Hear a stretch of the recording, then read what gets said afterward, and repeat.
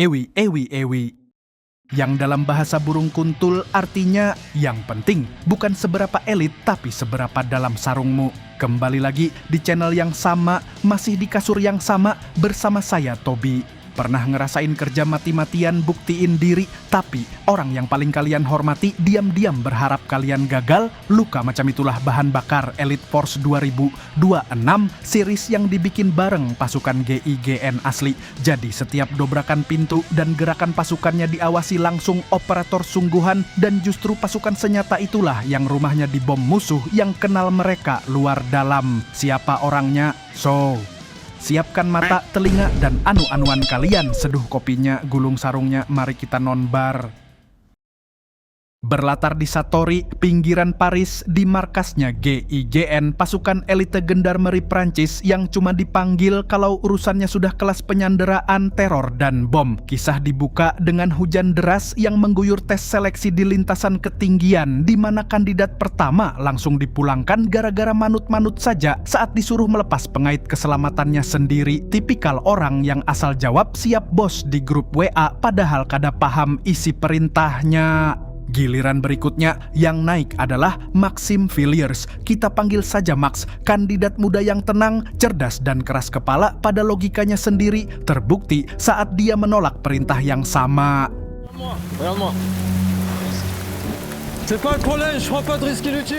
Ditekan dengan berdiri satu kaki sambil disuruh menyanyi lagu cinta pun dia tidak goyah. Namun saat ditanya kenapa mau masuk, Max menjawab rapi soal bergabung dengan unit elite terbaik, jawaban hafalan yang langsung dipotong pengujinya. Pertanyaannya lalu diulang dengan satu tambahan yang mengubah suasana, apakah dia bisa lebih baik dari ayahnya? Dan Max mengaku belum tahu, baginya lolos perekrutan itulah satu-satunya yang dia mau. Kenapa nama sang ayah bisa jadi alat menekan di sini? Jawabannya masih terkubur dalam. Dan tanpa Max sadari, orang yang paling tahu jawaban itu sedang mengawasinya dari kejauhan. Perwira pengawas itu bukan orang asing, dia ayah baptis Max sendiri. Dan justru dialah yang meminta anak itu ditekan lebih keras dari kandidat lain supaya tak ada seorang pun di markas yang bisa menuduhnya pilih kasih. Tireur, dès que prêt, passez le code.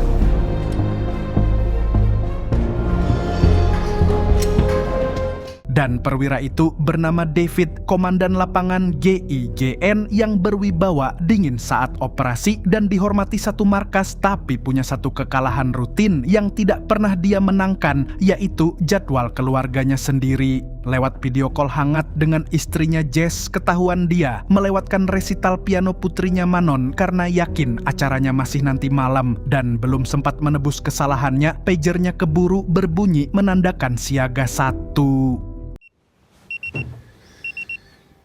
Briefing pagi itu membuka kasus yang jadi tulang punggung series ini. Sebuah gudang senjata militer baru saja dirampok, 4 tentara ditembak mati di tempat, sementara 2 lainnya hilang dibawa kabur. Dan dari rekaman tersisa, pelakunya bergerak cepat, rapi, bahkan hafal posisi kamera, jelas kerjaan profesional. Namun yang paling bikin pusing justru muatan yang dibawa kabur, bahan peledak eksperimental bernama CL-20, yang daya hancurnya bikin peledak militer biasa kelihatan kayak petasan banting. Untungnya, chip GPS di truk pendingin yang mengangkut muatan itu masih menyala sehingga GIGN langsung mobilisasi pasukan udara dan darat.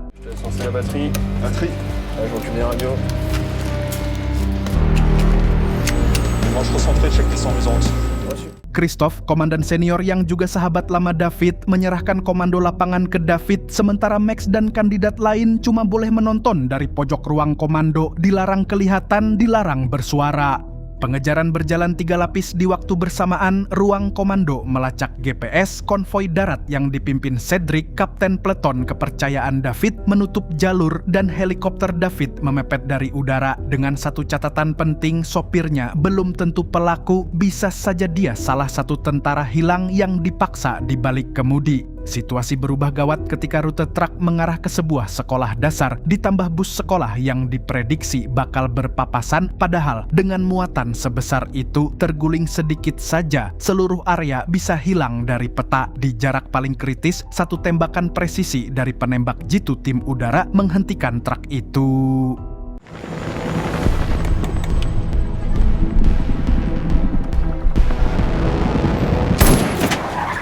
Truk memang berhenti, tapi bahayanya belum. David turun langsung sebagai negosiator, sementara timnya memprioritaskan bus, dan begitu berhadapan, sopir itu memberi pengakuan yang membalik seluruh operasi.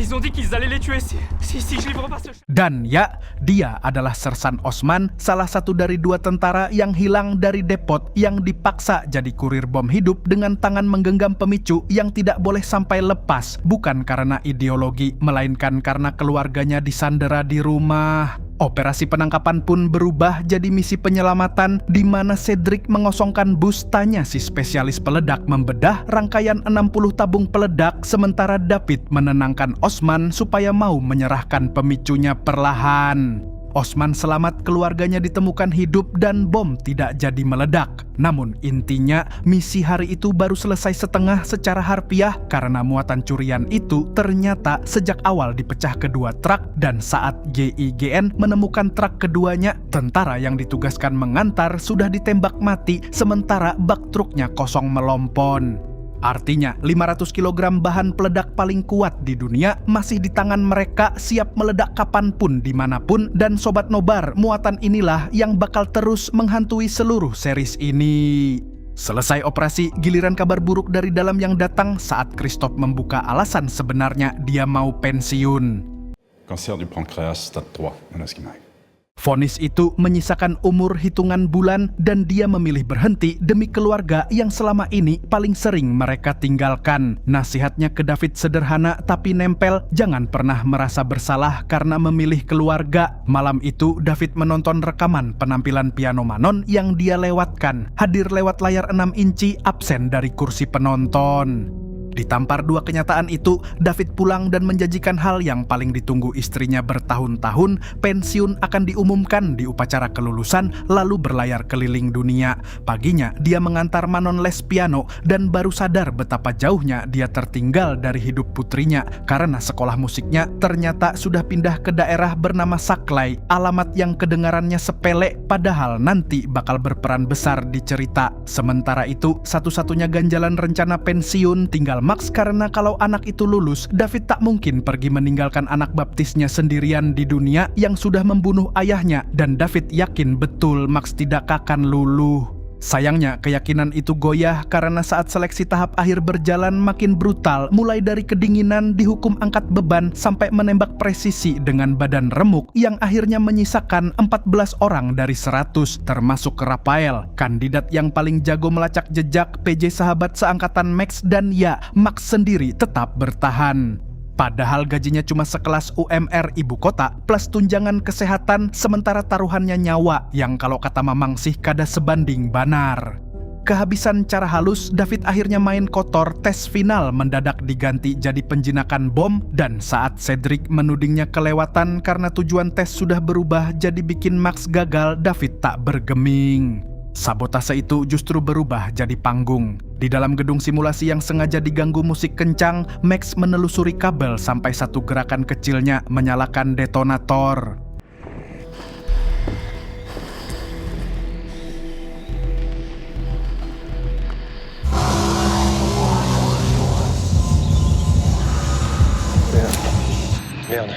Alih-alih panik, dia membaca rangkaian bom rakitan itu dengan kepala dingin, mengaku tahu kabel mana yang harus dipotong, lalu membuktikannya.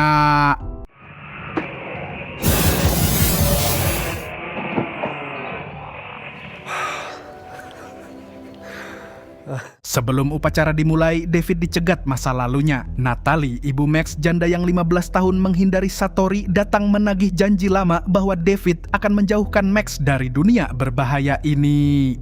Pengakuan David bahwa dia sudah menyabotase semua tes tidak mengubah apa-apa, karena bagi Natalie bakat tidak pernah menyelamatkan siapapun. Barak ini sudah merenggut Laurent dan sekarang Andre mengambil putranya. Dia lalu memaksa satu janji baru, yaitu jangan pernah tinggalkan Max sendirian sebelum menutup pertemuan dengan tuduhan yang jauh lebih gelap.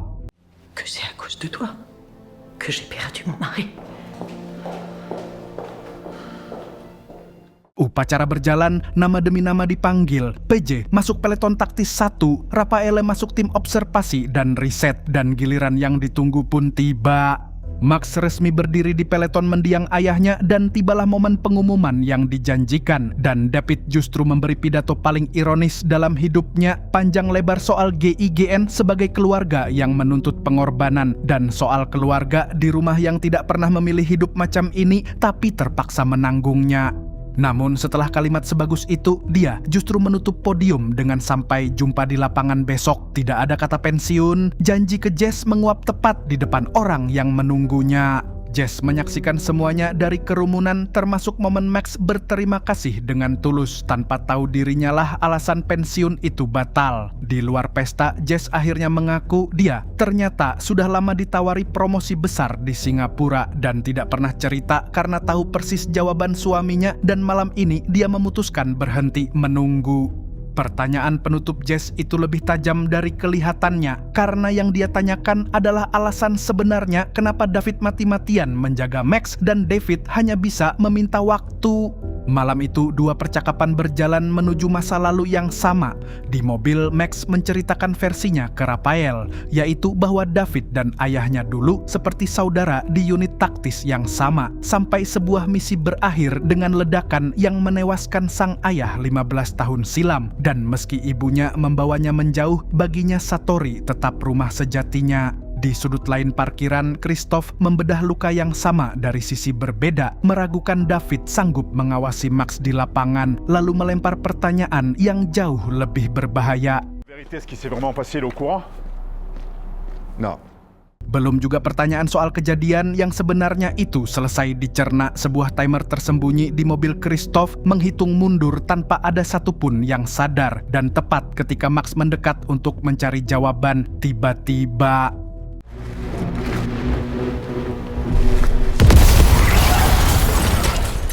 ledakan itu belum selesai menggema, Sobat Nobar. Di tengah asap dan puing, David bangkit dan hanya mencari dua nama, yaitu Max dan Christoph. Max ditemukan selamat bersama Raphael, tapi Christoph, orang yang baru saja divonis kanker dan tinggal menghitung hari menuju keluarganya, justru terkapar paling parah dan dilarikan ke rumah sakit kritis. Pasukan yang beberapa menit sebelumnya masih merayakan kelulusan, malam itu jadi tim penyelamat di halaman rumahnya sendiri.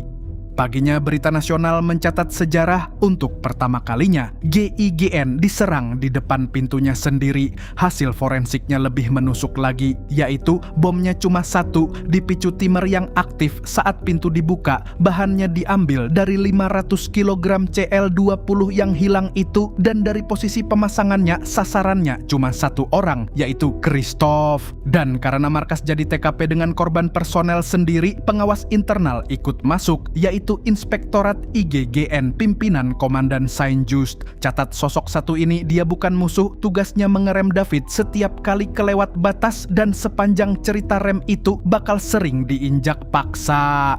Petunjuk pertama datang cepat. Satu perampok depot teridentifikasi dari tatonya mantan tentara dengan rekam kriminal panjang. Sementara di sela kekacauan itu, Raphael menanam benih lain di kepala Max. Sebagai anggota resmi, dia kini punya akses ke arsip operasi lama, termasuk berkas kematian ayahnya sendiri. Serangan ini juga menjalar ke dapur para operator. Cedric mengungsikan istri dan putra kecilnya ke rumah orang tuanya. Pidato David soal keluarga yang ikut menanggung ketakutan terbukti belum genap sehari. Begitu petunjuknya matang, briefing digelar dengan satu penekanan untuk David. Target ditangkap hidup-hidup sesuai prosedur karena tersangka ini tangga menuju dalang di balik perampokan sekaligus bom Christoph. 5 lulusan baru boleh ikut asal menempel ke mentor, kecuali Max yang disuruh tinggal dengan alasan resmi pemeriksaan medis pasca ledakan, dan protesnya dijawab David dengan logika yang susah dibantah. Perintahnya jelas, kenyataannya lain. Max tetap berangkat lewat pintu belakang, menyusup ke tim pengintai berpakaian sipil. Pengintaian berjalan 3 jam dalam hujan deras tanpa satupun visual target, sampai suara yang paling tidak diharapkan muncul di radio. Dan ya, itu suara Max yang menyamar jadi kurir paket, profesi paling tidak dicurigai di muka bumi. Dia menangkap sosok berjas hujan hitam bergerak ke belakang gedung apartemen yang diintai dan memilih membuntuti, dan perintah berhenti dari David kalah cepat dari letusan tembakan.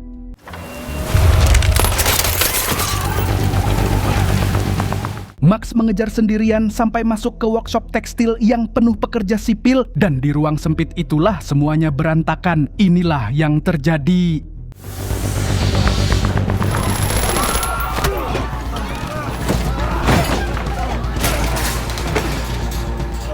David memanggil nama Max tanpa jawaban. Tim penyerbu pun masuk dengan perisai dan anjing pelacak, menyisir ruang demi ruang dan menemukan pistol Max tergeletak di lantai, sementara pemiliknya bersembunyi di balik troli. Lalu Bouclier en approche.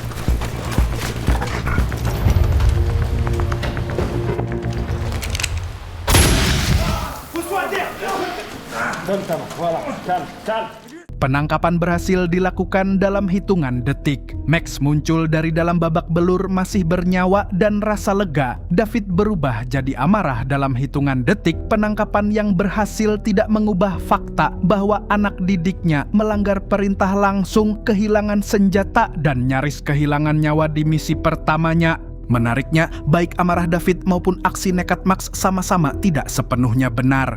Giliran David yang kebablasan, di dalam van tahanan dia menekan tersangka dengan pisau di tangan, mengaku dia bukan tipe yang patuh aturan dan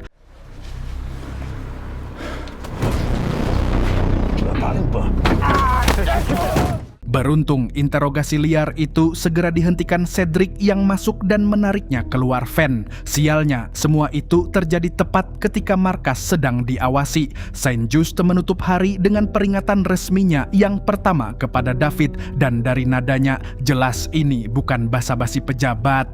Di rumah sakit, dua urusan pribadi David menunggu sekaligus. Christoph dibuat koma buatan, sengaja ditidurkan dokter supaya tubuhnya fokus bertahan dan 24 jam ke depan jadi penentunya. Di lorong rumah sakit, Jess menegaskan kepindahannya ke Singapura tetap berjalan dan Manon berhak diajak bicara. Lalu di ruang rawat, Putri Christoph bertanya satu hal yang membuat sebuah janji keluar begitu saja dari mulut David. Papa, tu me connais.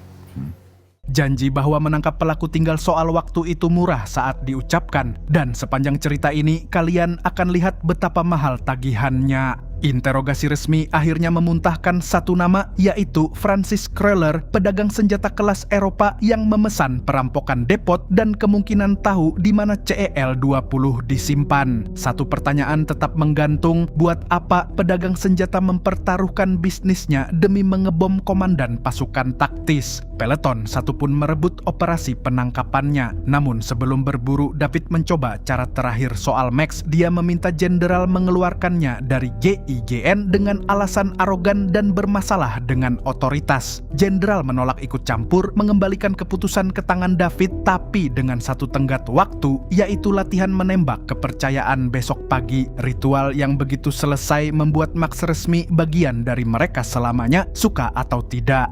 Dari urusan mengeluarkan anak orang lain, David justru pergi menemui anak kandungnya sendiri di sekolah musik tepat saat Manon habis dikritik gurunya. Di depan ayahnya semuanya tumpah, dan ya, Manon ternyata sudah tahu rencana kepindahan ibunya ke Singapura. Dia juga tahu sekolah musik terbaik ada di sana, dan yang paling dia takutkan cuma satu, dianggap memilih ibunya. Ketika Manon mengaku piano adalah satu-satunya hal yang dia pikirkan dari bangun sampai tidur lagi, jawaban David begini.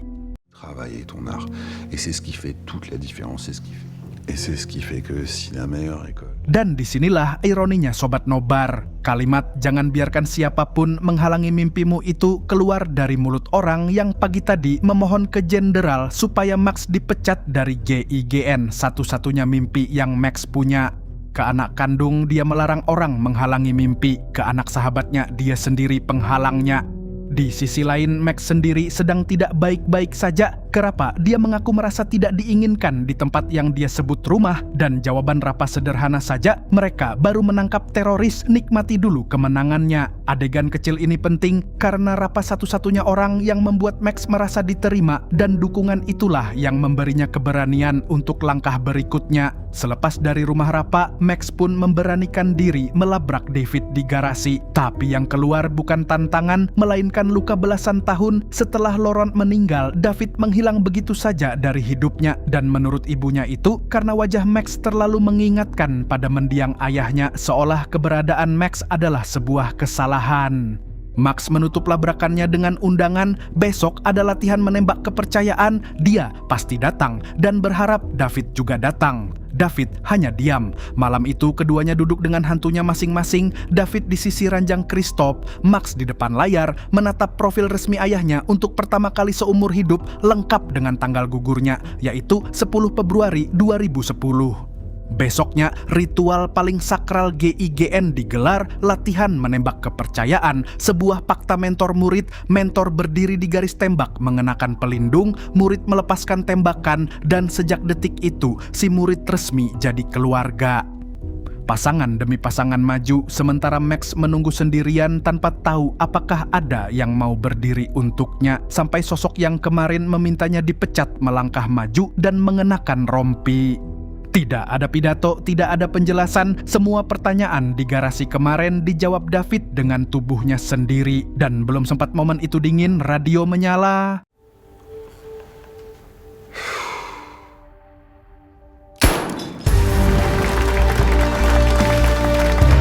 Ils ont logé Crawler. Ça part. Crawler ternyata bersembunyi di kabin terpencil di tengah hutan, lengkap bersama istri dan anak-anaknya. GIGN mendekat senyap dari segala arah. Crawler yang curiga sempat keluar mengecek, dan detik itu juga keheningan hutan pecah.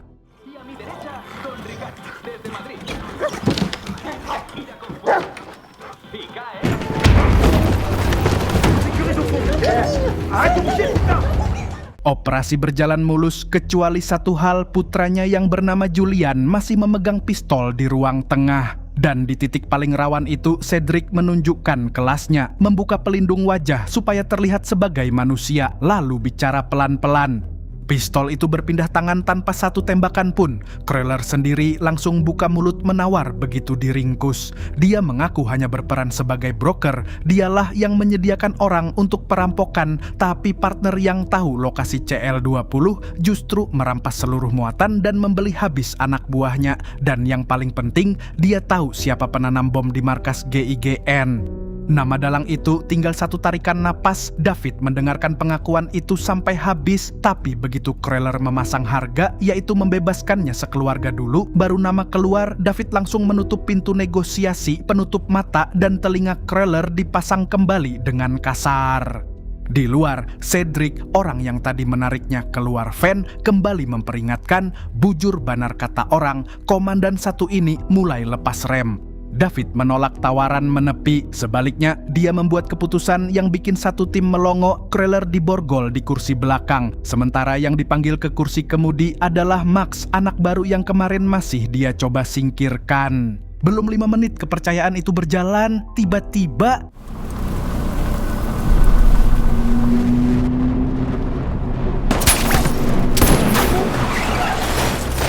mobil terguling, tapi itu belum selesai. David memastikan Max hidup lalu melapor ke markas dengan 3 kabar buruk sekaligus. Mereka disergap, mobil rusak, dan Crawler tertembak di bahu.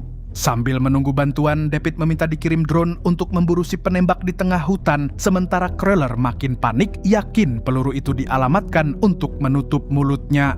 David membaca lawannya cuma satu orang dan memancing posisinya dengan cara nekat.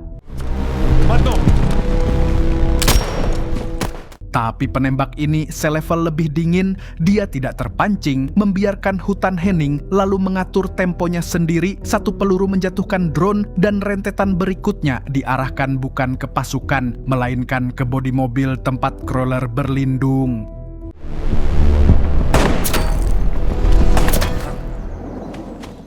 Ketika pasukan merangsek ke sarang penembak, yang tersisa hanya jaring kamuflase dan selongsong peluru, orangnya raib, dan di belakang mereka kabar terburuk malam itu masuk lewat radio.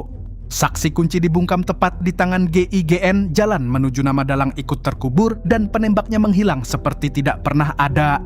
Malamnya, hutan lokasi penyergapan itu disisir helikopter dengan radius diperlebar dan hasilnya nihil, si penembak lenyap. Yang tersisa cuma 2, mayat Crawler, saksi kunci yang tewas di bawah perlindungan GIGN, dan selongsong peluru dari sarangnya. Di evaluasi lapangan, David menjajar 3 pukulan beruntun, perampokan CL-20, bom Christoph, dan penyergapan ini lalu sampai di kesimpulan yang bikin bulu kuduk berdiri, si penembak sudah menunggu sebelum konvoi lewat, artinya dia tahu rute mereka. Sementara Rafa menanyai istri dan anak-anak Crawler yang masih tertahan di kabin persembunyian itu, Max meributkan hal yang lebih mendasar. Kenapa anak-anak itu masih dibiarkan di lokasi 500 meter dari tempat ayah mereka tewas? Yang menjawab adalah Valer, operator senior bermulut pedas. Jawabannya pahit tapi masuk akal. Semua orang sedang memburu penembak dan tidak ada personel tersisa untuk menjaga anak-anak itu. Lalu ditutup sindiran soal sok pahlawan.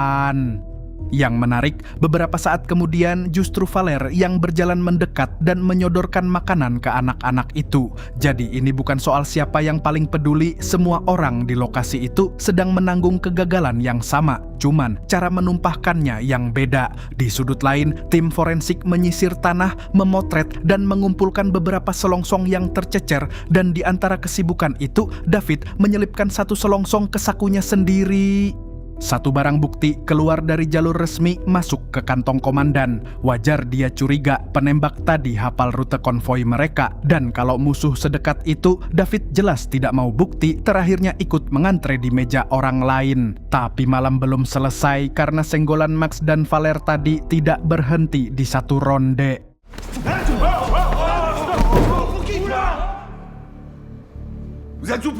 Perintahnya sederhana, yang tidak kuat menanggung stres dipersilakan keluar. Yang mau melepas emosi hajar samsak, bukan mukarkan sendiri. Malamnya David menyendiri di bengkel mekanik markas, memaksa selongsong yang dia kantongi tadi bicara lewat alat ukur dan mikroskop, dan hasilnya nol besar. Yang memecah keheningan justru telepon dari rumah sakit Christoph siuman. Di sisi ranjang, David sempat bercanda mau membelikan riasan supaya luka sahabatnya tidak kelihatan. Tapi saat ditanya siapa pelakunya, Christoph hanya terdiam lemah. Maka janji David bertambah 1 setelah ke putri Christoph kemarin, sekarang langsung ke orangnya. Je vais le trouver.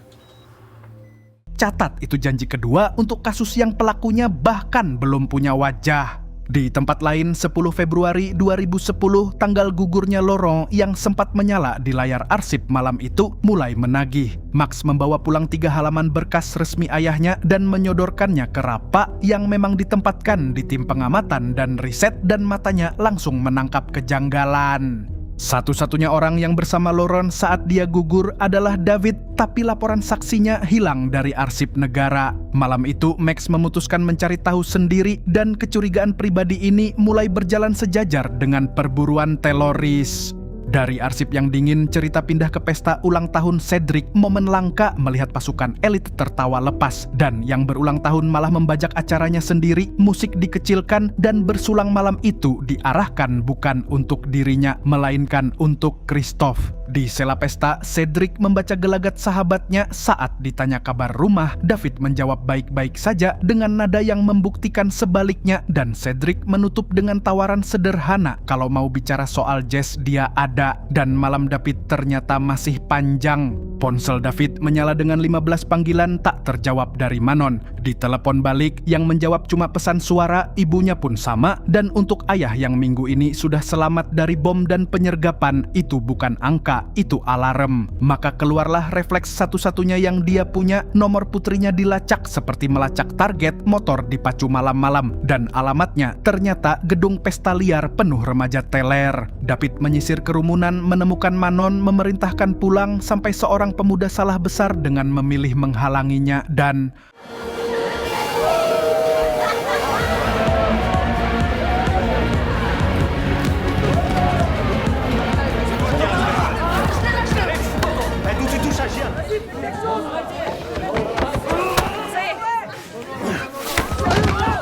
pesta bubar jadi kerusuhan singkat, dan Manon menarik ayahnya keluar sambil menahan malu. Bapak lain jemput anak bawa helm cadangan, bapak satu ini bawa ilmu melumpuhkan teroris. Masalahnya, di luar gedung kebenarannya berbalik menampar. Manon tidak pernah menelepon, ponselnya kepencet sendiri di dalam tas. Dia juga bersikeras tidak menyentuh garam Cina, cuma bersenang-senang dengan teman. Dan saat ditanya kenapa tidak bilang orang tua, jawaban anak 16 tahun ini lebih menusuk dari peluru sniper manapun. Maman, elle a un dîner avec des collègues et toi t'es jamais là. Ayah yang bisa menemukan lokasi putrinya dalam hitungan menit ternyata tidak tahu apa-apa soal hidup anaknya.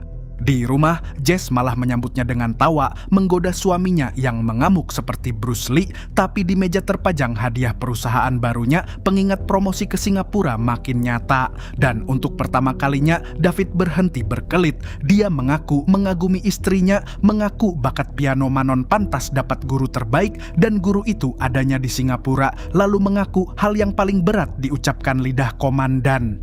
Saat David bertanya harus bagaimana supaya mereka tinggal, jawaban Jess cuma 3 kata, yaitu aku tidak tahu. Bukan penolakan, bukan juga harapan, dan David kembali ke markas membawa jawaban yang menggantung itu. Di bengkel mekanik, selongsong itu masih bisu di tangan David sampai Max masuk mengantar laporan dan menawarkan diri untuk membantunya. Awalnya ditolak, tapi anak ini punya kartu tersembunyi. Sebelum masuk GIGN, dia bertugas di bagian senjata. Dan dia membuktikannya. Peluru itu kaliber 12,7 NATO, tapi bukan barang standar. Tidak ada di basis data pabrik, nomor serinya tak terdaftar karena memang tak pernah boleh beredar. Peluru khusus militer yang produksinya di stop 10 tahun lalu dan sisanya cuma dibuat untuk satu tempat. 2 kata itu menyalakan sesuatu di kepala David karena lab riset senjata bukan tempat asing di hidupnya. Tanpa banyak penjelasan, dia mengajak Max menjenguk Christoph, orang yang paling tahu masa lalu itu, dan sialnya, di rumah sakit bukan jawaban yang menunggu. Kuncinya justru keluhan sepele seorang dokter mengomel soal ventilator yang tidak pernah dia pesan, dan di telinga David, alat medis tanpa pemesan di dekat kamar Christoph adalah kombinasi paling mengerikan di dunia. Panel dibuka dan label di dalamnya menjawab semuanya. Inilah percobaan pembunuhan Christoph yang kedua. Pembagiannya sekali tarikan napas, David memimpin evakuasi. Max ditinggal berdua dengan bom dan tanya, spesialis peledak yang dulu membedah 60 tabung di truk, memandu dari jauh lewat telepon. Posisinya terlalu jauh dari rumah sakit, sementara bom ini tidak kenal kata tunggu. Instruksi pertamanya saja bikin keringat dingin. Jangan panggilan video, cukup pengeras suara dan jauhkan ponsel dari perangkat karena sinyalnya bisa memicu detonator. Laporan pertama Max masuk, ventilator palsu itu ternyata cuman cangkang. Di dalam troli pendorongnya tertanam 6 tabung CL20. Dan tepat saat tangan Max mulai menelusuri kabel di lorong bawah,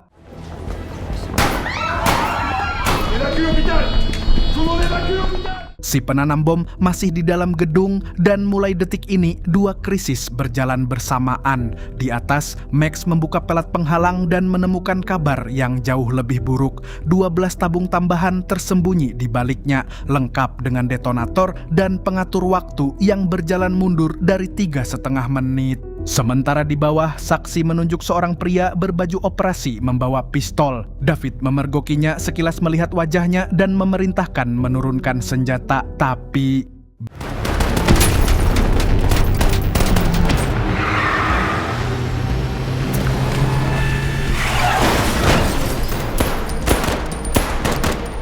sedangkan di atas, Max menemukan desain paling licik dari bom ini. 2 detonator di 2 sisi berlawanan harus dipotong bersamaan, dan tangan Max cuma 2. Tanya memberi perintah paling waras, tinggalkan perangkatnya, masih ada waktu untuk lari. Tapi Max menolak meninggalkan rumah sakit yang masih berisi pasien. Di sisi bawah, urusan David selesai dengan cara paling pahit.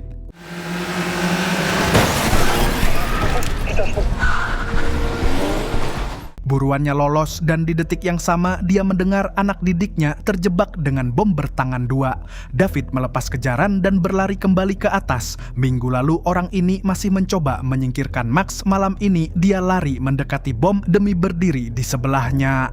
Posisinya begini, David di satu sisi troli, Max di sisi lain, pelat perangkat menghalangi pandangan mereka sehingga David harus memotong kabel yang tidak bisa dia lihat. Murni dituntun suara Max. Tidak ada ledakan. Latihan menembak kepercayaan kemarin ternyata cuma gladi resik. Ujian sesungguhnya taruhannya satu rumah sakit dan 2 orang itu lulus bersama-sama di mobilnya. Tanya menghela napas panjang, mengakui 2 orang itu memang hebat. Christoph selamat dan candaan kecilnya soal masih bisa melihat hari esok jadi pembuka percakapan paling penting malam itu. David akhirnya menyodorkan teorinya dan isinya cuma 1 garis lurus. Peluru penembak jitu itu buatan khusus lab riset senjata. Bom yang 2 kali mengincar Christoph berasal dari muatan yang sama dan satu-satunya lab riset senjata di hidup mereka berdua adalah tempat Laurent tewas 15 tahun lalu. Dari situ David menunjuk 1 orang, seorang pria yang dulu diseret keluar dari lab itu oleh Christoph sendiri, potongan hari kelam yang tidak pernah mereka ceritakan ke siapapun. Dan dari atas ranjang, Christoph menyimpulkannya pelan-pelan, ini bukan serangan teroris biasa, melainkan balas dendam. Lalu dari mulut Christoph keluar kalimat yang bunyinya seperti pengakuan dosa dan David buru-buru menolaknya karena hari itu semua orang melakukan kesalahan. Kesalahan apa yang dilakukan semua orang hari itu? 2 sahabat ini sama-sama memilih tidak merincinya. Dan satu pertanyaan dari malam sebelumnya juga masih menganga, kalau ini balas dendam pribadi, dari mana pelaku bisa hafal rute konvoi pasukan paling tertutup di Prancis? Christoph hanya menutupnya dengan peringatan, masa lalu selalu mengejar, lihat saja kondisinya sekarang. Dan memang begitu cara kerja masa lalu, Sobat Nobar, dia seperti utang, bisa ditunda, tidak bisa dihapus, dan selalu menagih tepat di saat kita paling tidak siap. Christoph menarik napas untuk 1 pesan terakhir, kalimatnya baru sampai di kata kau, dan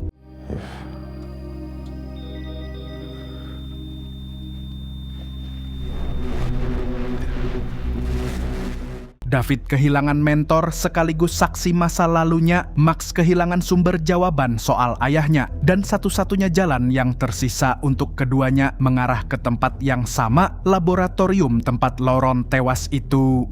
Jawaban yang dibawa mati oleh Christoph akhirnya mulai digali. Cerita mundur 15 tahun ke 10 Februari 2010, hari gugurnya Laurent.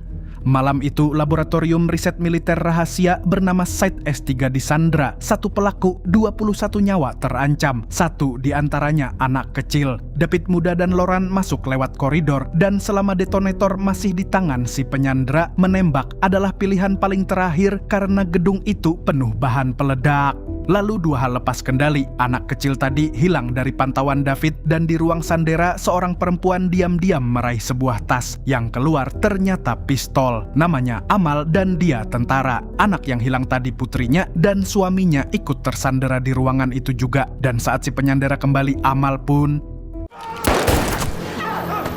Sayangnya si penyandera menembak lebih dulu sebelum Amal sempat mengangkat pistolnya, dan GIGN langsung merangsek masuk melumpuhkan pelaku. Amal tumbang berlumuran darah tapi masih bernyawa, sementara suaminya diseret paksa menjauh. Ancamannya selesai tapi masalahnya justru baru mulai. Tim menemukan bom tinggalan pelaku, pengatur waktunya tinggal 3 menit. Di tengah evakuasi, Amal terus meracau satu hal, yaitu putrinya, Lina, yang masih tertinggal di dalam lab. David berlutut di sampingnya dan berjanji sebagai sesama orang tua, dia yang akan menjemput Lina keluar.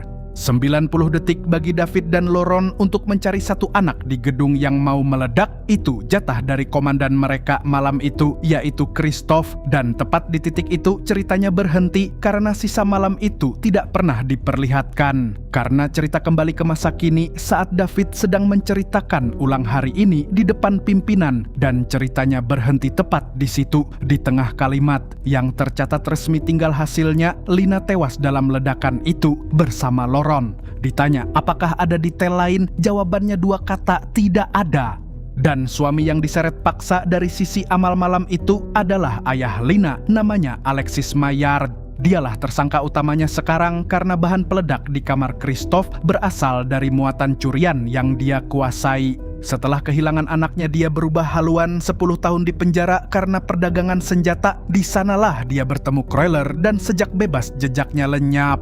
Amal sendiri selamat malam itu, tapi menurut catatan resmi, dia bunuh diri di Turki setahun kemudian. Dan yang bikin buru-buru, sisa 500 kg bahan peledak masih di tangan Alexis. Jadi, musuh GIGN kali ini bukan teroris ideologi, melainkan seorang ayah yang menyalahkan mereka atas hilangnya segala yang dia punya.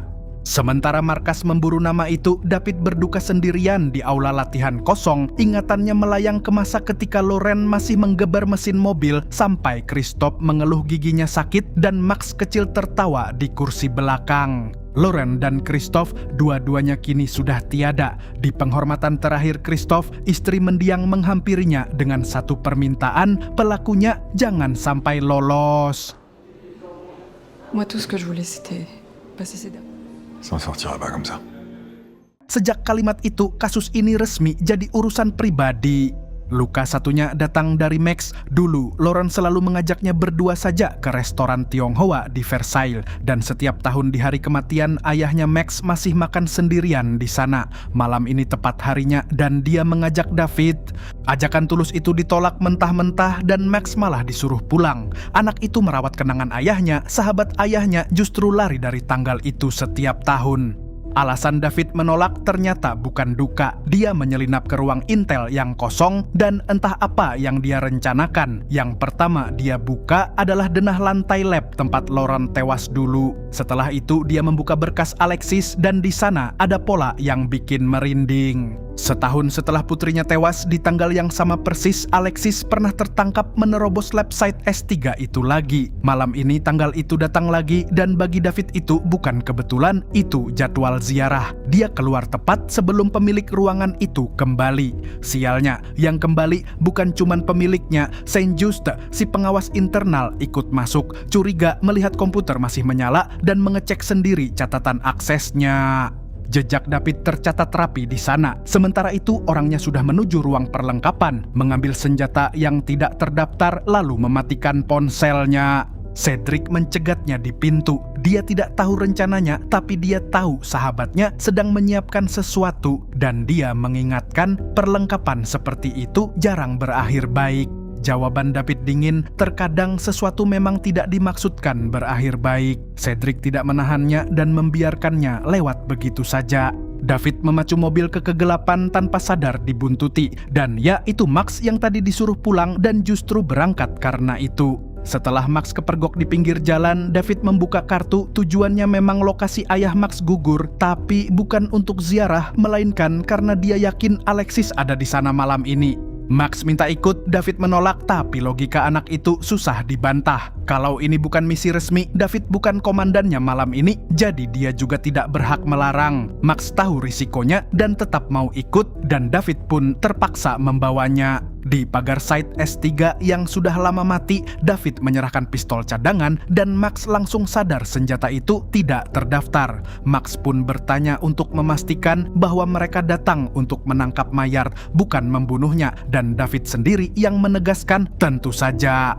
Sambil menyusup, Max memancing David dengan warisan ayahnya, teka-teki lama Lauren saat dua rekan sama-sama tak bersenjata lalu ditodong. Kita harus apa? Jawaban David sederhana, yaitu korbankan diri. Tapi Max menangkapnya mentah-mentah yang berarti mati demi rekan, dan justru di situ David menolaknya.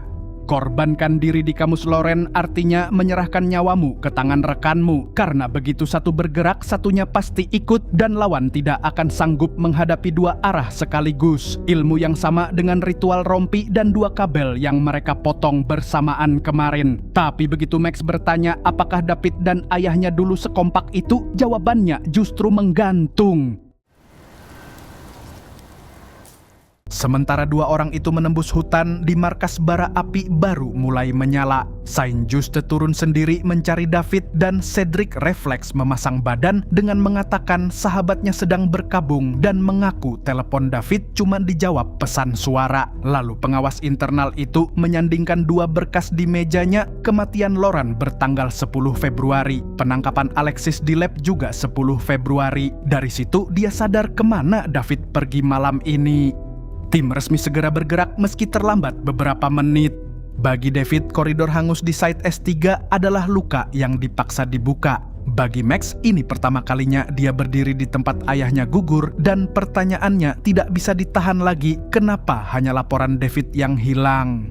Jawabannya justru menggeser misterinya, laporan itu bukan hilang, tapi memang tidak pernah dia tulis karena saat itu dia terpuruk. Lauren bukan sekadar rekan, tapi saudara. Tapi Max belum puas karena dia menyimpan satu kartu lagi. Malam kelulusan kemarin di parkiran, dia tidak sengaja mendengar Christoph menanyai David apakah Max sudah diberitahu yang sebenarnya soal ayahnya. Artinya masih ada sesuatu yang disembunyikan. Max mendesak jujur soal apa, dan pertanyaan itu tidak pernah dijawab karena senter mereka menyapu sesuatu di sudut ruangan. Ada foto Lina berdiri di sana dengan lilin yang masih menyala. Dugaan David benar, mereka tidak sendirian di gedung ini. Seketika perdebatan itu berhenti dan keduanya kembali jadi satu pasangan operasi. Senter senjata menyapu ruang demi ruang sampai sosok itu tertangkap cahaya. Saat diperintah berhenti, dia memilih kabur. Mereka pun mengejarnya sampai ke ujung lorong, mendobrak pintu di sana dan...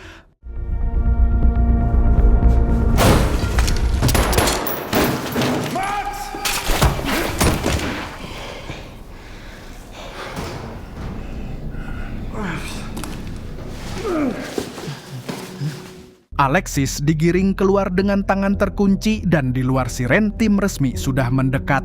David menitipkan tahanan itu ke Max sebentar.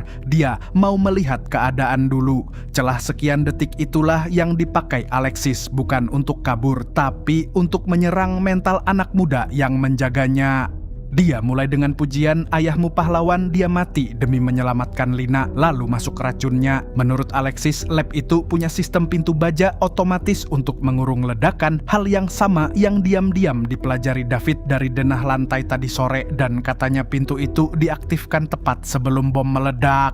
Dan menurutnya, cuma satu orang yang keluar hidup-hidup di malam itu. Jadi kesimpulannya pasti David meninggalkan Lauren dan Lina di ruangan terkunci itu untuk menyelamatkan diri.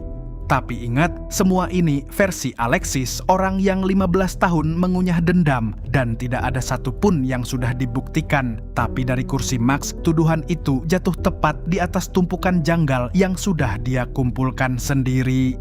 Dan tepat saat kepala Max masih penuh, Alexis pun bergerak.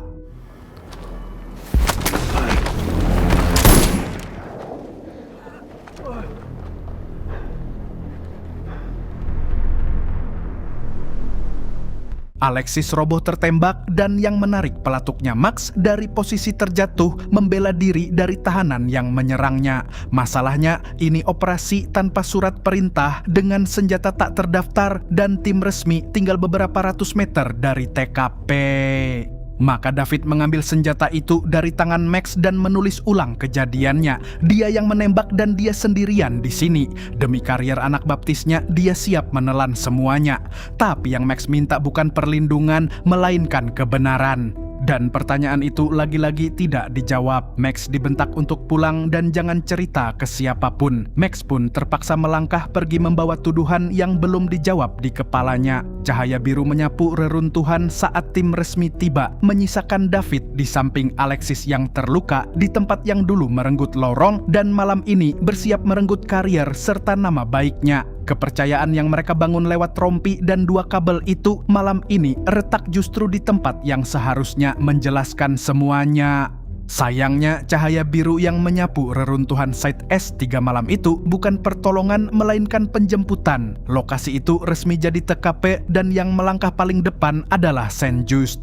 David tidak melawan dan interogasinya dimulai dari hal kecil yang janggal, ponsel yang sengaja ditinggal di loker. Lalu masuk pertanyaan yang lebih tajam. Selama 15 tahun sejak Lauren gugur, David tidak pernah sekalipun kembali ke tempat itu, tapi tepat di malam peringatannya tiba-tiba dia datang. Jawaban David sederhana, kematian Christoph membuatnya merasa perlu memberi penghormatan. Masalahnya, penghormatan macam apa yang butuh senapan serbu? 2 senjata yang David bawa malam itu tidak terdaftar dimanapun, senjata hantu, dan alasannya sangat kantoran. Katanya itu barang sitaan yang dokumennya terselip di birokrasi. Amunisinya lebih susah lagi dibela karena ada 90 butir peluru senapan serbu ditambah 30 peluru khusus penghancur. Dari situ, Saint-Just merangkai teorinya. Komandan berangkat dengan persiapan tempur, kebetulan bertemu tersangka tunggal pembunuh mentornya, dan tersangka itu mati. Di matanya ini bukan ziarah, melainkan balas dendam yang direncanakan. Dan dia mengulang janji lamanya, yaitu pelanggaran berikutnya akan jadi yang terakhir. Karena David tidak goyah, Saint-Just menggali dari lingkaran terdekatnya. Jess disodori laporan polisi dari pesta remaja tempo hari saat David menyetrum pemuda yang menghalanginya menjemput Manon. Jess membela dengan jujur tugas David memang melindungi semua orang dan bagi suaminya misi selalu nomor 1. Sialnya, pembelaan setulus itu justru dipakai sebagai bukti pola. Giliran berikutnya Cedric yang disuguhi rekaman bisu dirinya menegur David yang keluar dari gudang senjata membawa tas berat, padahal hari itu tidak ada latihan menembak ataupun misi. Cedric mencoba bertahan sampai pertanyaannya berubah jadi soal hati nurani dan kesetiaan. Ditambah pengingat yang menohok gara-gara tersangka utamanya mati, 500 kg bahan peledak curian itu kehilangan jejak. Cedric terdiam lama dan akhirnya kejujurannya menang. Dia mengaku pernah melihat satu hal di lokasi penyergapan hutan dulu. David membawa pulang sesuatu dari TKP. Retakan pertama di pertahanan David datang justru dari sahabatnya sendiri. Giliran Max dimulai dari alibi. Saat ditanya keberadaannya semalam, Max berbohong sedang sendirian di apartemen. Dan kebohongan itu langsung dipatahkan. Penyidik ternyata tahu dia ada di site S3 saat Alexis tertembak, lengkap dengan ancamannya, yaitu kariernya akan tamat. Sementara pengakuan Cedric tadi berbuah cepat karena di ruang pemeriksaan David, barang dari hutan itu naik ke meja. Selongsong penembak jitu yang diam-diam dikantongi David dari TKP ditemukan saat rumahnya digeledah, dan Saint-Just tidak menutupi siapa sumber petunjuknya, yaitu Cedric. Mengambil barang bukti dari TKP artinya pengadilan militer, dan seluruh langkah David sejak kematian Christophe kini tersusun jadi satu garis, yaitu penyelidikan pribadi yang berubah menjadi misi balas dendam. Cerita David sebenarnya masih punya satu nyawa, kartu memori kamera dashboard mobilnya yang sudah raib. Sialnya teknologi tidak ikut bersekongkol karena kamera model baru itu mengunggah rekamannya langsung ke server. Saat semua bukti mulai terkuak, seorang jenderal atasan tertinggi mereka datang memprotes cara Saint-Just menginterogasi anak buahnya, tapi begitu rekaman itu diputar, justru dia yang pertama mengenali wajah Max di samping David. Kebohongan bahwa David datang sendirian resmi tamat. Meski begitu, setelah alat perekam mati, David berhenti berkelit dan mulai menawar. Dia siap mengakui semuanya, pembunuhan, perencanaan, dengan 2 syarat. Max dikeluarkan dari kasus ini karena dia cuma ikut tanpa tahu rencana, dan David diberi 1 malam untuk pulang menemui keluarganya. Bahkan dia yang memancing ambisi si pengawas mana yang lebih memuaskan, sekadar memecatnya atau memenjarakannya. Tawaran itu diterima, artinya besok David menandatangani pengakuan yang ujungnya hampir pasti penjara, dan malam ini resmi jadi malam terakhirnya sebagai orang bebas. Pamitan pertamanya justru ke markas yang ternyata baik-baik saja tanpa dirinya, karena Cedric sudah memimpin latihan penyerbuan dengan standar yang sama kerasnya. Satu persatu rekan datang menyalami dan memasang badan di belakangnya. David menjawab seperlunya, lalu diam-diam mengosongkan lokernya. Keputusan resmi belum jatuh, tapi di mata seisi barak ini sudah kelihatan seperti perpisahan. Sisa malamnya dia habiskan di aula sekolah musik, menonton Manon berlatih piano dari kursi penonton di panggung yang dulu menyadarkannya betapa jauh dia tertinggal dari hidup putrinya. Di sela alunan itu, Jess bertanya kenapa suaminya bisa keluar lebih cepat dari masa tahanan, dan jawabannya bukan kabar baik. David bebas cepat karena setuju mengaku besok dia menandatangani apapun yang diminta, dan malam ini adalah bayarannya. Jess sadar suaminya sedang mengorbankan diri demi Max, dan justru itu yang membuatnya kecewa, karena yang Jess inginkan bukan 1 malam perpisahan, melainkan bersama selamanya. Pertemuan yang seharusnya hangat berubah dingin. Di malam yang sama, Max kabur dari tekanannya dengan cara paling klasik, datang ke apartemen Rapa untuk mendapat anu-anuan yang bisa meluapkan penatnya. Tapi begitu Rapa menyinggung kabar bahwa loker David sudah kosong dan orang itu tampak dipecat, Max tidak sanggup lagi menahan rahasianya. Max mengaku dialah penembaknya dan David memasang badan menanggung semuanya. Yang bikin rumit, racun Alexis masih bekerja di kepalanya, jadi sebagian dirinya merasa hukuman ini pantas untuk David. Tapi Rapa menolak logika itu, kalau memang salah ya dihukum, tapi bukan dengan cara ini. Ucapan Rapa bekerja lebih cepat dari dugaan siapapun. Paginya David memacu motornya ke gedung pengawas internal untuk menandatangani pengakuannya, tapi di depan ruang pemeriksaan sudah ada yang menunggu lebih dulu. Max yang datang untuk membongkar kebenarannya sendiri. Ultimatum itu membuka pintu yang 15 tahun terkunci. Ingatan David membawa kita kembali ke malam 10 Februari 2010, kali ini utuh dari awal. Ternyata malam itu retak bahkan sebelum misi dimulai. Di ruang persiapan, David meminta Christophe memisahkannya dari Laurent. Permintaan itu ditolak mentah-mentah. Ada teroris dan 21 sandera yang lebih penting dari masalah pribadi mereka. Jadi, dua orang yang sedang tidak saling bertegur sapa itu dipaksa masuk sebagai pasangan. Kenapa mereka retak? Jawabannya masih disimpan dulu. Penyerbuan berhasil dan janji lama itu terucap. David bersumpah kepada Amal yang terluka bahwa dia yang akan menjemput Lina. Sisanya sudah kita tahu arahnya. Lina tidak ditemukan, sementara hitungan mundur menuju ledakan tinggal 50 detik. David menyeret Laurent untuk keluar dan mereka sampai berkelahi di lorong karena Laurent menolak pergi sebelum anak itu ditemukan. Di detik-detik terakhir, pintu tahan ledakan menutup otomatis dan memisahkan keduanya. Laurent di sisi dalam, David di sisi selamat. David panik mencari cara membuka pintu itu, mencari jalan lain, tapi tidak ada. Dari balik kaca, justru Laurent yang tenang. Dia meminta David pergi dan menitipkan satu nama. C'est mort. On le sait, toi et moi. Barre-toi, s'il te plaît. Regardez-moi.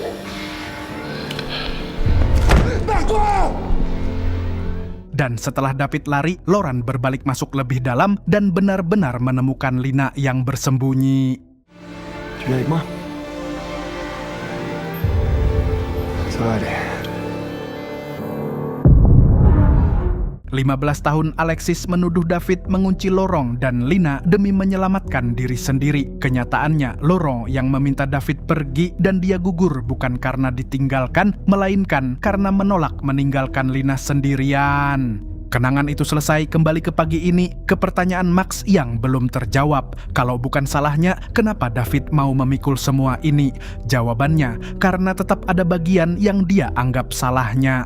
Laurent berangkat menjalankan misi itu dalam kondisi hancur, karena pagi itu dia baru menerima hasil tes yang memastikan Laurent tidak akan pernah bisa punya anak. Padahal di rumahnya ada Max, yang berarti anak itu bukan darah dagingnya. Dan itulah kenapa dua sahabat itu berangkat tanpa saling bertegur sapa. David menyimpan jawabannya 15 tahun atas permintaan Natalie, dan pagi ini rahasianya habis masa berlakunya. Mais là, maintenant, là, je peux faire quelque chose. David adalah ayah kandung Max. Seluruh proteksi yang selama ini terlihat berlebihan, latihan menembak kepercayaan, pengorbanan karier, semuanya terbaca ulang dalam satu kalimat itu. David mengaku tidak bisa memutar waktu, tapi satu hal masih bisa dia lakukan sekarang, yaitu melindungi anaknya. Yang tidak David hitung, anak itu ternyata mewarisi kepala batunya. Alih-alih menerima perlindungan, Max berjalan masuk ke ruangan Saint-Just pagi itu juga. Kesepakatan David batal seketika. Di lorong, Max menelepon ibunya dengan suara pecah. Dia sudah tahu dibohongi soal ayah dan David.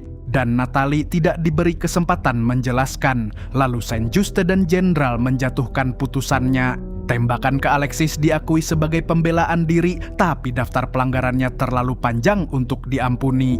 Di sisi lain, menyeret dua petugas yang baru saja menggagalkan bom rumah sakit ke pengadilan justru akan merugikan nama GIGN, jadi hukumannya dipilih yang senyap.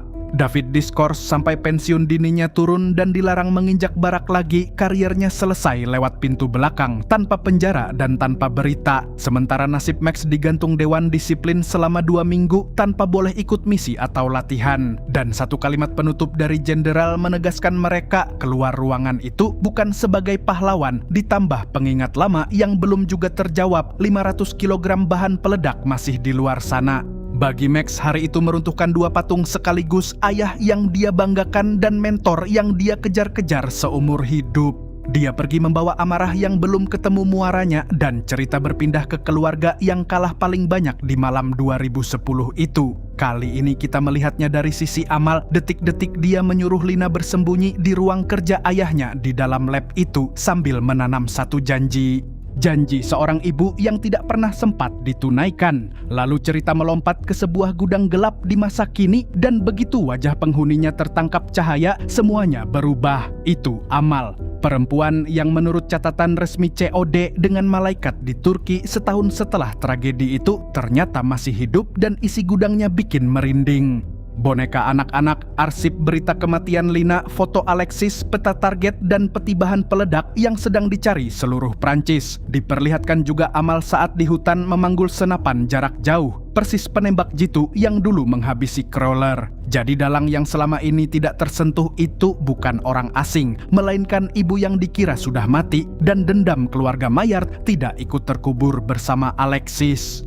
Sementara itu, di rumah David, hidup berjalan seperti biasa. Manon pamit menginap di rumah temannya dan mampir latihan dulu di sekolah musik. Dan malam itu juga, percakapan David dan Jess akhirnya sampai di tempat yang 15 tahun mereka hindari. David mengaku selama ini dia selalu hadir untuk orang lain, sementara keluarganya sendiri selalu kebagian sisa. Dan anehnya, justru skorsing itu yang membuka jalan damainya. Tidak ada lagi misi yang harus dimenangkan. Jadi kemanapun Jess dan Manon pergi, Singapura sekalipun, sekarang dia bisa ikut.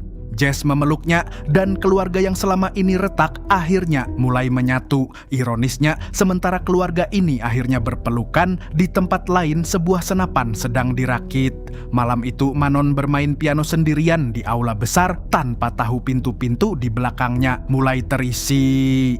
Amal berjalan mendekat dengan pria-pria bersenjata di belakangnya dan kalimat pertamanya kepada Manon bukan ancaman, melainkan permintaan maaf. Putri sang komandan yang baru kehilangan seragamnya kini ada di tangan orang yang menyimpan 500 kg bahan peledak dan luka 15 tahun. Dan permintaan maaf sebelum penyanderaan cuma berarti satu hal, rencananya sudah bulat. Pagi itu, markas justru sibuk memainkan skenario penyanderaan berbom lengkap dengan hitungan mundur tanpa tahu versi aslinya sedang berjalan sungguhan di aula sekolah musik sejak semalam senyap tanpa satupun alarm. Latihannya dipimpin Cedric dan saat Max memohon jatah peran, jawabannya sopan tapi dingin. Donc ça a aucun sens que je t'intègre. Nasib Max baru diputus dewan 2 minggu lagi, jadi untuk sekarang dia disuruh istirahat dan menemui satu tamu yang menunggunya di gerbang. Sementara tamu di gerbang itu adalah Natalie yang akhirnya membuka kronologi yang dia kubur 25 tahun. Sebelum ada Jess, Lauren pernah dinas 4 bulan di Kaledonia Baru dan di masa itulah Natalie satu kali tidur dengan David. Lauren pulang, Natalie hamil dan semua orang mengira anak itu darah daging Lauren sampai mereka gagal punya anak kedua dan hasil pemeriksaan membalik segalanya. Alasan David menghilang dari hidup Max juga dibuka, Natalie yang melarangnya mendekat. Bagi Natalie, Lauren gugur gara-gara David membuka rahasia itu sebelum misi, jadi orang itu tidak berhak atas Max. Sedangkan bagi Max, ibunya mencuri 15 tahun bersama ayah yang masih hidup. Perdebatan itu tidak pernah selesai karena alarm keburu menyala. Sementara di rumah keluarga Berger, pagi berjalan hangat. Satu-satunya hal mencurigakan adalah Manon yang tidak bisa dihubungi, tapi semalam dia memang berencana menginap di rumah temannya setelah latihan piano. Jadi tidak ada yang panik karena dia dikira sedang melakukan urusan anak muda. Bahkan David sempat bercanda soal cita-cita barunya. Tapi tak lama setelah itu, telepon dari Valer menusuk langsung ke satu titik. Sekolah musik Manon dikuasai orang-orang bertopeng bersenjata lengkap yang masuk sejak semalam dan menginap. Dan dunia luar baru sadar pukul 9 pagi saat tembakan pertama pecah dan 2 korban luka lolos keluar. David melesat ke lokasi, urusan skorsing dipikir belakangan. Perimeter dibangun, penembak jitu naik ke atap stasiun, drone diterbangkan dan semua pintu masuk ternyata sudah dipasangi bom. Dan satu hal yang bikin para komandan tidak nyaman, para pelaku memegang sandera tapi tidak menuntut apa-apa. Daftar sandera dicetak dan mata David berhenti di satu nama, Manon. Janji kepada Jess itu langsung diikuti kelakuan lama, mendikte formasi, menyalip komando, nyaris bergerak sendirian sampai Cedric turun tangan. Dia menahan David secara fisik supaya tidak gegabah dan mengingatkan dengan tegas yang memimpin tim sekarang adalah dirinya, bukan David. Begitu ledakan emosi David reda jadi permintaan maaf, Cedric cuma minta satu hal, yaitu percaya. David akhirnya dikasih peran yang tidak tergantikan karena hanya dia yang hafal tata letak gedung itu. Rencana disusun dari kelemahan gedung kaca itu sendiri, satu titik buta plus jalur telekomunikasi yang kalau disadap akan membuka akses semua kamera dalam. Valer memimpin tim penyusup dan Rafa ikut membawa alat sadapnya. Lalu satu sosok datang menghampiri David dengan seragam lengkap, yaitu Max yang membawa izin khusus dari Cedric dan satu kalimat yang baru beberapa jam sah dia ucapkan, kalau gadis yang disandera di dalam sana adalah adiknya. Di waktu bersamaan Jess ikut menerobos datang dan menolak pergi karena putrinya di dalam, sehingga dia tetap ingin di lokasi. Jalan tengahnya David memintanya menunggu di dalam mobil di area yang kelihatannya paling aman. Ingat baik-baik posisi mobil itu. Penyusupan lewat pintu 3 berjalan mulus, Rafa menyambungkan alatnya dan layar pos komando akhirnya menyala. 3 teroris bersenjata menjaga 9 sandera yang ditudungi di aula. Tapi kemenangan kecil itu umurnya cuman beberapa detik. Dua orang tumbang, salah satunya Rafa, dan tembakannya datang bukan dari dalam aula, melainkan dari gedung sebelah. Artinya, musuh punya mata dan senapan di luar jangkauan kamera. Korban dievakuasi, sementara David ikut merangsek ke gedung sebelah lewat di tengah hujan tembakan.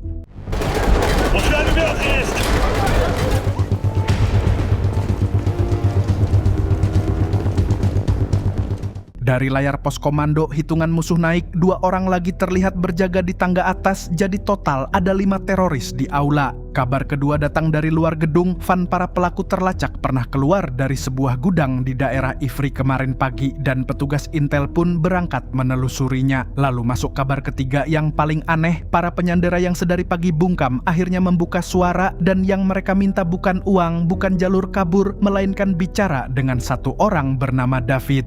Suara di ujung telepon langsung bicara soal GIGN yang merenggut segalanya, Prancis yang merenggut segalanya, lalu menusuk ke David. Dia merenggut putrinya, darah dagingnya, dan suaminya. Dan sebagai penutup, dia mengutip ulang janji sesama orang tua yang 15 tahun lalu diucapkan David sambil berlutut di sampingnya, yaitu janji menjemput Lina. David menyebut namanya Amal Mayard, dan seisi pos komando baru tahu apa yang kita tahu sejak gudang itu, Ibu Lina masih hidup. Berkas militernya sekaligus menjawab teka-teki sejak penyergapan hutan, spesialisasinya adalah menembak jarak jauh. Sayangnya Amal menolak bernegosiasi. Cedric membacanya dengan dingin, ini misi bunuh diri, Sandra bisa dieksekusi kapan saja, serangan tidak boleh menunggu. Rencana penyerbuannya sekejam matematikanya, gedung itu penuh CL-20, jadi 5 teroris di aula harus jatuh serentak sebelum satu pun sempat menyentuh detonator. 5 penembak untuk 5 target, dan salah satunya Max, anak didik yang statusnya saja masih digantung dewan. Sedangkan Tanya kebagian menjinakkan bom CL-20. Satu misteri lagi pecah lewat logika kamera. Pelaku terekam masuk gedung sebelah tapi tidak pernah keluar. Artinya ada lorong bawah tanah penghubung 2 gedung.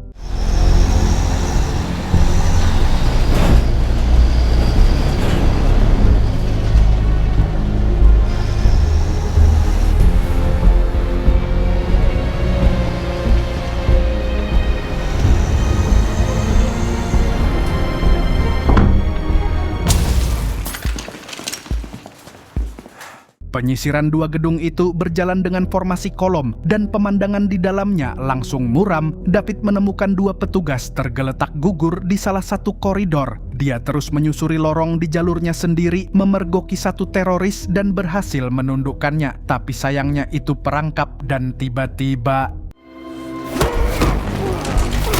saat eksekusi tinggal 1 tarikan pelatuk, yang menghentikannya justru Amal sendiri. Dia melarang anak buahnya menembak karena David tidak boleh mati. David harus tetap hidup untuk menonton semua yang dia miliki direnggut satu persatu di depan matanya.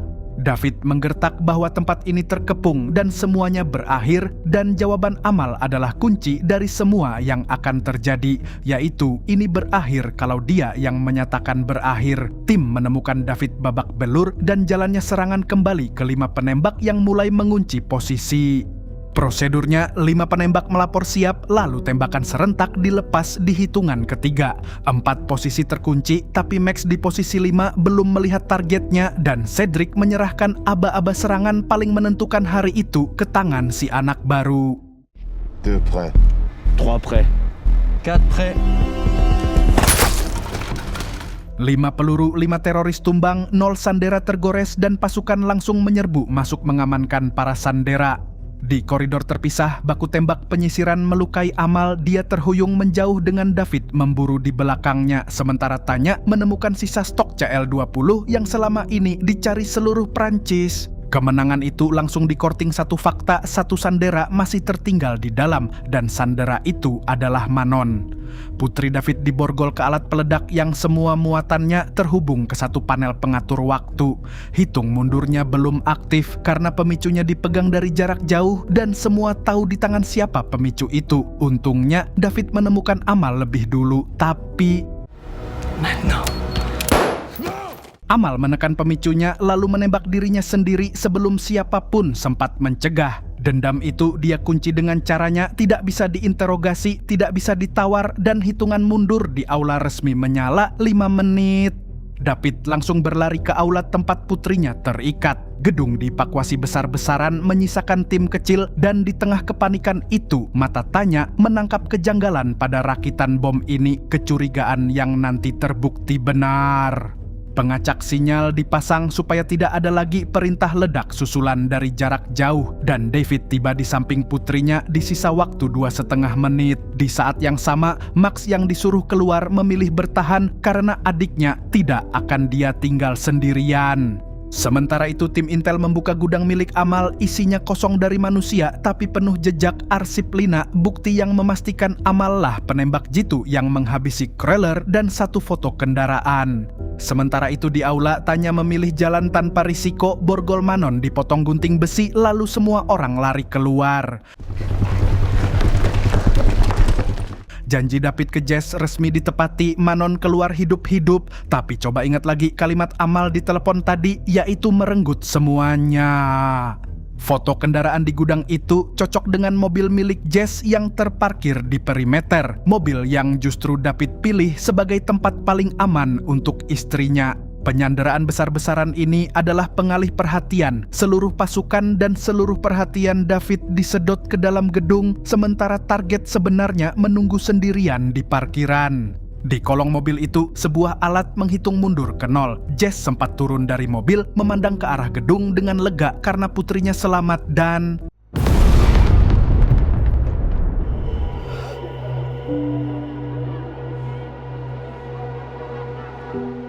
beberapa detik kemudian hitungan mundur di aula menyentuh 0 dan tidak terjadi apa-apa. Alat yang mengikat Manon dibiarkan mati begitu saja, seakan menegaskan yang mana panggung dan yang mana sasaran. Cerita ditutup dengan David yang baru saja menepati 1 janji, harus hidup dengan kemungkinan gagal menepati janji satunya. Kabar Jess dan masa depan Max di JIJN dua-duanya digantung di sini. Tamat, ending yang bikin Koba merasa penasaran, umai, gantungnya bukan main.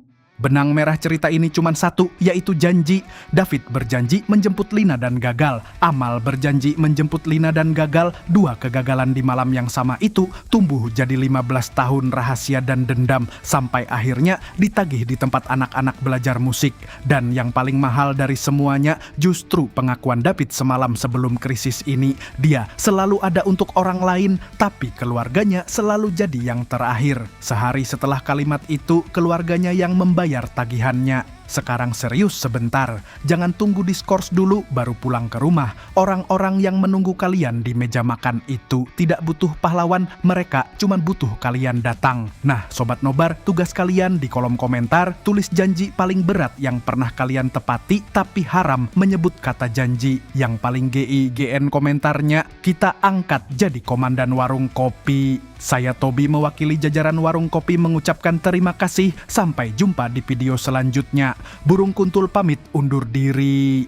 Terbanglah tinggi si burung kuntul, bawa mimpi ke ujung dunia. Di sana ada cahaya gemerlap, menanti untuk kau jelajah.